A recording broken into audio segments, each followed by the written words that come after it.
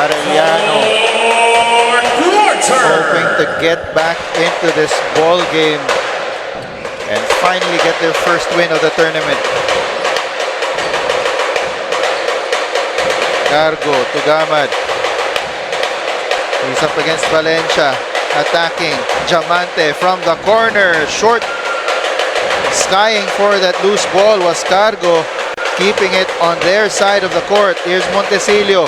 Over to Diamante. Extra pass. Ilorio. One more. Gamad for three. Rims out. I love that play. At least 5 to 6 pa passes. Lahat nakahawak ng bola. Precisely. Sayang lang, hindi na punctuate with a basket. Underneath. Hernal. What a strong move mula dito kay Hernal. Quick turn to the baseline with both feet scoring off of that. Here's Montecillo against Langit.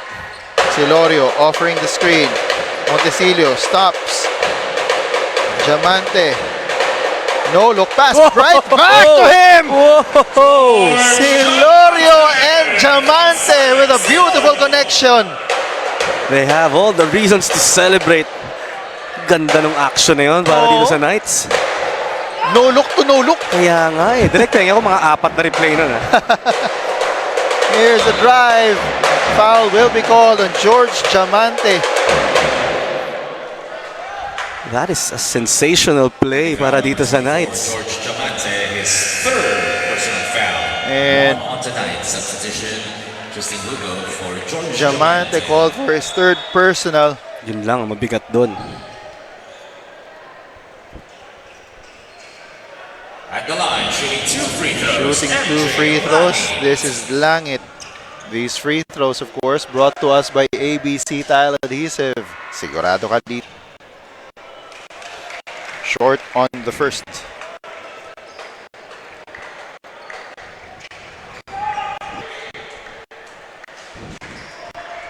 He's got one.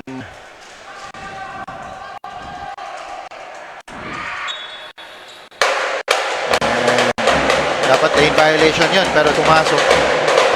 Counted na. That's one of the adjustments na ginagawa ngayon. Oh, the 5 on the floor for Letran. You've got Gamad, Montecillo, Silorio, Cargo, and Hugo. And 5 on the floor is brought to us by PusoP.com. Gamad na libre mula sa 3. No. But they keep the possession. Gamad will also be issued a warning for faking a foul. Itong si Silorio has been caught stepping on that sideline. But if you're Gamad, missed 3 of his last shots. Pero if you're a designated shooter, just have to keep taking it for as long as it's within the flow. Exactly. Substitution for the Chiefs. Gamay checking back into the game. Yuan Gamay checks in For Langit.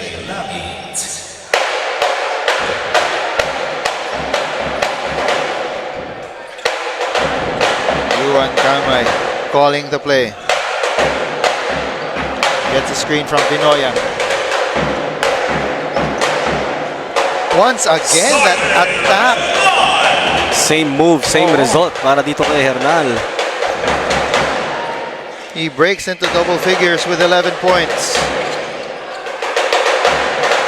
Here's Montecillo asking Cargo to approach. Kicks it out. Silorio back to Montecillo for 3. Too strong. And there will be a foul called there. It might be on Hugo. Montecillo had to take that one. Shot clock already about to expire for them. Ito na ngayon ang Letran putting in the bigger guns. Titing Manalili, Jimboy Estrada, and Agnidas Bensalida checking back into the game.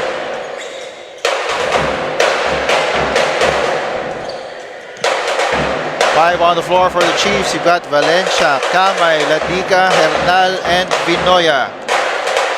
That 5 on the floor brought to us by PusoP.com. As Ladiga yet again with another basket. He now has 21. A lot of explosiveness and that spin cycle move mula dito kay Ladiga. That lead is down to 3. Jimboy gives it up to Titing. 4 seconds on the shot clock. Titing is fouled. And he may have gotten scraped across the face. Coach Allen Ricardo asking for an upgrade here. Titing Manalili able to blow by his defender on that closeout. Nakita mo yung pag-scan niya ng floor with that 2-foot jump. Hinahanap na naman yung Hinahanap- papasahan. Oo, may mabilis na natingin eh. Players, please proceed to your respective benches. Ayun. That foul is called on Hernal. As he has been attacking well on the baseline. Pero for now, he might be called. No, it's a regular foul. Normal foul according to our officials. Because from that angle we last saw, bola naman yung inahabol. Oo. Just that tumama lang sa muka. At the line, He will have 2 free throws. Titing Manalili. These 2 free throws brought to us by ABC Tile Adhesive. Sigurado ka dito.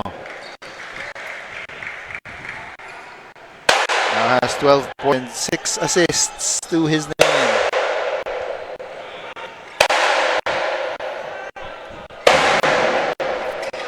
Missing on the second. Kamay directing traffic. Valencia for 3.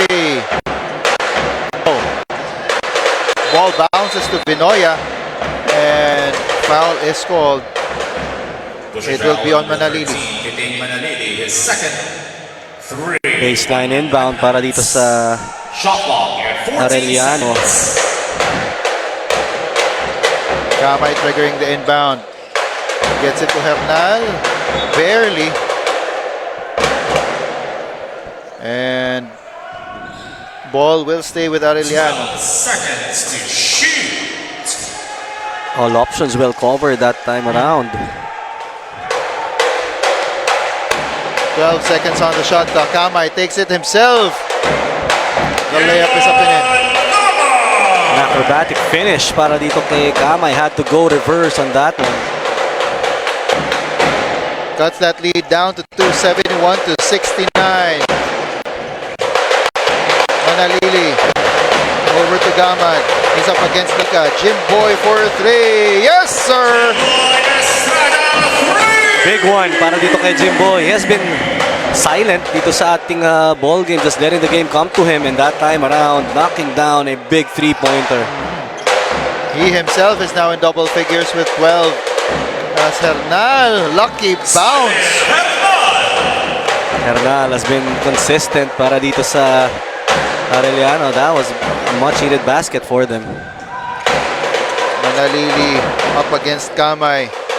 Gortat screen there by Gwen Salida.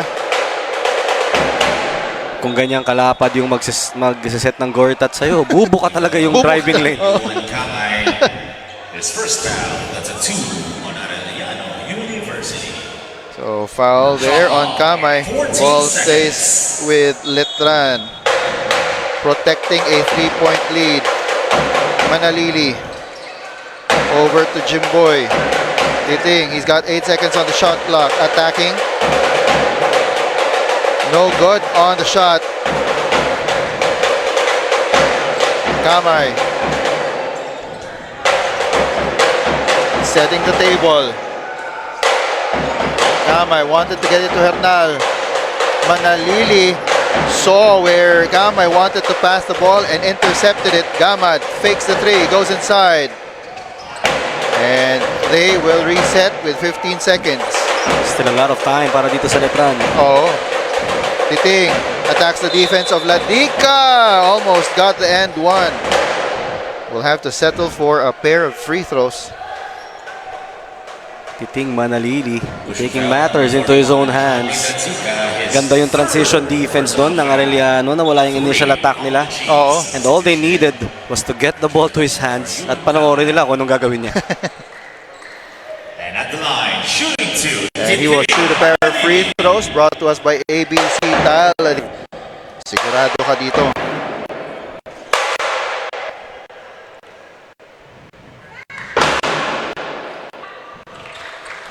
First one is in. Napapalakpak ang kanyang mga kakampi.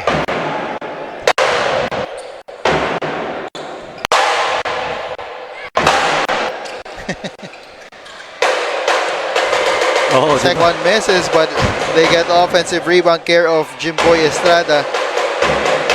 Kaya tayo napatawa kasi dahil dun sa drums.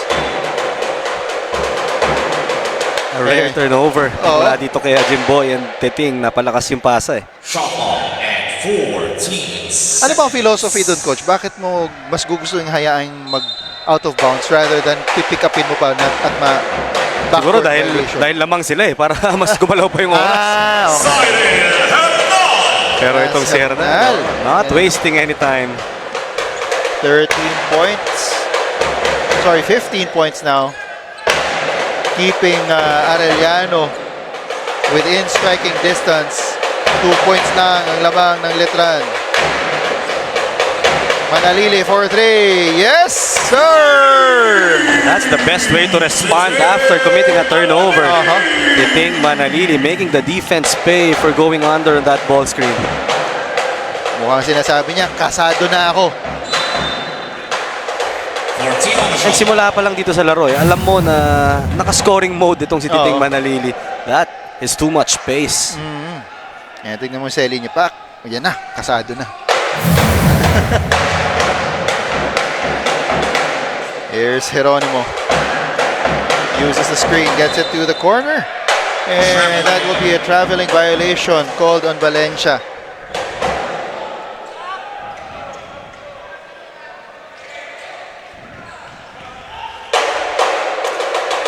And Manalili.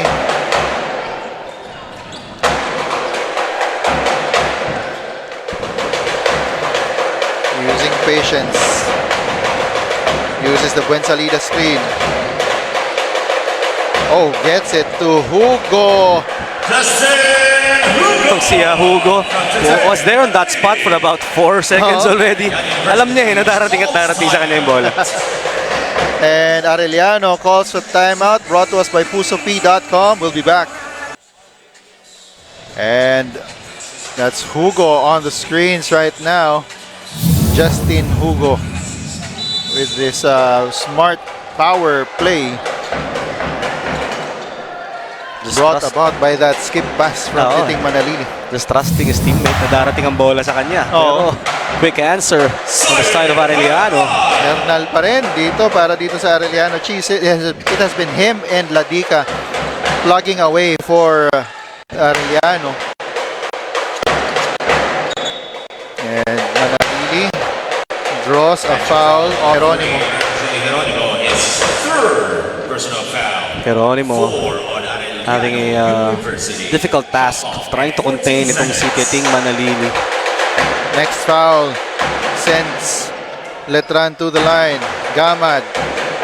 Relocation and he gets the 3. Tough shot para dito kay Chad Gamad. Had to fake off his defender. Step back 3, may challenge. And here is Geronimo. Medyo, right now they're down by 8. That fade away by Basti Valencia goes in and he will also get a foul.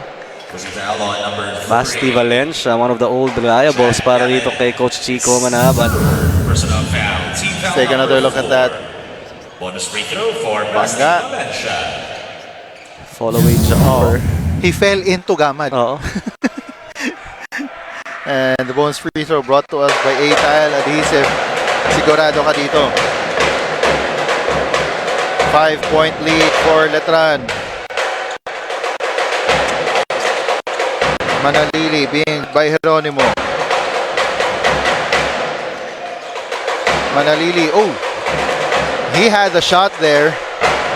Yan, sinasabi niya na rin sa sarili niya, dapat tinira ko na yun. As Basti Valencia misses. Ayaw pa rin pumasok yung net. we are in that ABC Tile Adhesive last 2 minutes territory. Ball saves. Sorry, misses para dito sa panig ng Arellano. 3 tries. One from Vinoya. Substitution for Letran. Isa din dito kay Hernal. Justin Hugo. They were ready on the ring. Kaya masakit yun. Itutukan Yun na nga eh. As Justin Come on, Hugo 14 seconds. goes to the bench in favor of George Diamante.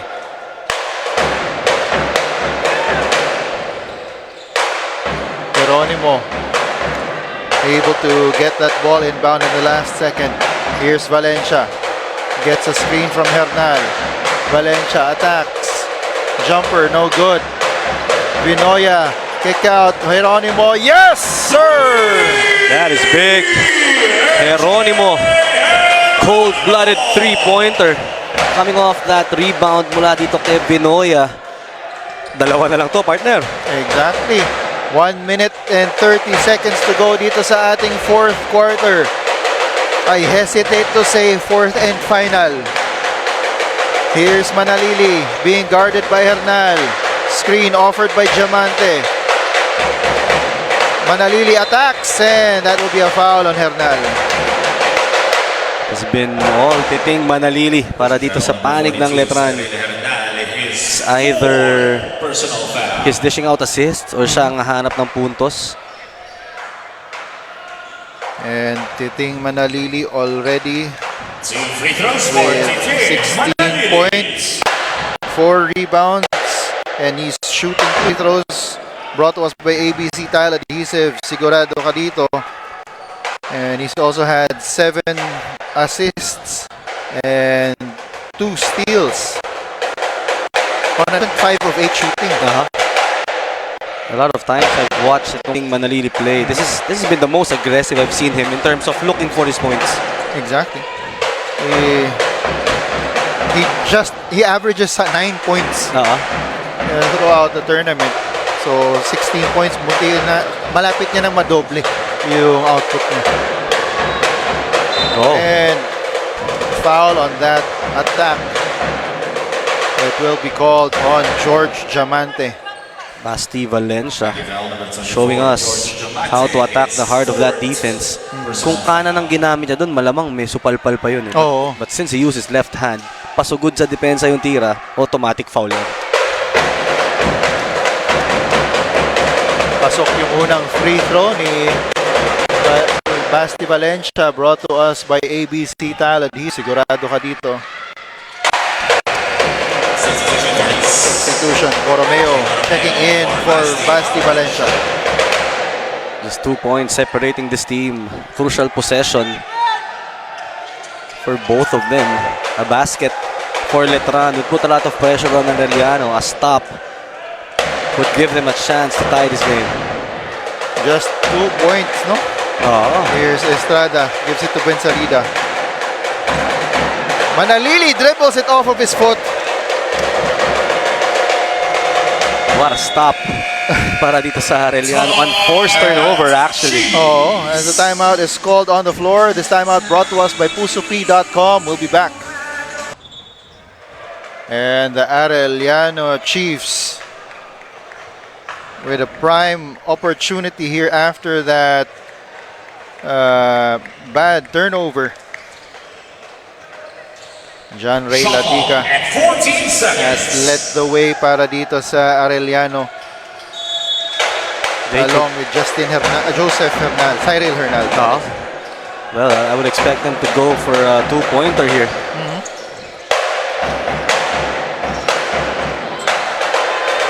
Pero sabi ni Latica, ano two-pointer? Tres na. John Ray Latica hitting that three, forcing Letran to call a timeout. Brought to us by PusoP.com. We'll be back. And the Arellano Chiefs find themselves now in front after that triple from John Ray Latica. 3 out of 4 na siya dito sa His defender making a mistake of helping on that drive, giving him enough time to launch that three. Here's Manalili. Crucial possession here. Two-man game. Him and Gonzalida. Oh, Manalili gets away. Wow! And he tells his teammates to calm down as they retake the lead. This timeout is brought to us by Pusopi.com. We'll be back. And Titing Manalili stamping his class in this ball game.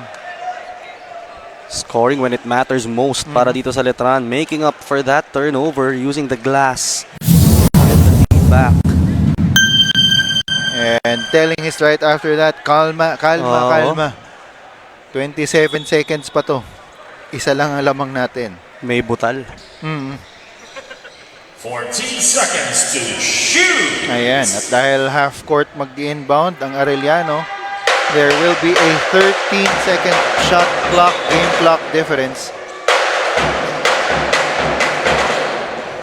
Geronimo almost got called for the 5-second inbound violation there. Here's Ladica, gets a screen from Binoya. He's up against Diamante. Ladica for three, too strong. Rebound Hernal. And it will be a jump ball. Possession arrow pointing the way of Letran. And I don't Good know. defense there by George Diamante. Oo. I'm not sure about that shot. Medyo minadali. Oo. Timeout, Colegio de San Juan de Letran calls another timeout. This timeout brought to us by Pusopi.com. Seconds to shoot. And halos eksakto na lang to. 14 seconds to shoot para sa Letran. 14.9 on the game clock. Pressure. Diamante gets it. And he is fouled by Borromeo. That was a dangerous pass. Oo. Kala ko maaagaw yun. Borromeo penalty. His second I think the objective there was really to just pass it out of that. Oo eh. Nagko-converge na silang lahat kay Manalili. He had at least 3 guys on him. Pero ito, sablay ang unang throw. And Arellano doesn't have a timeout left. These free throws brought to us by ABC Tile Adhesive. Sigurado ka dito. Second free throw in. 2-point lead for Letran. This is still a lot of time. Valencia will trigger the inbound. Abiera. Oh, stolen by George Diamante. And Letran escapes After this thrilling ball game, our final score with a is 2-point win, University. 88 And to 86. your winners, the Letran Knights. That's the final score of the game right there.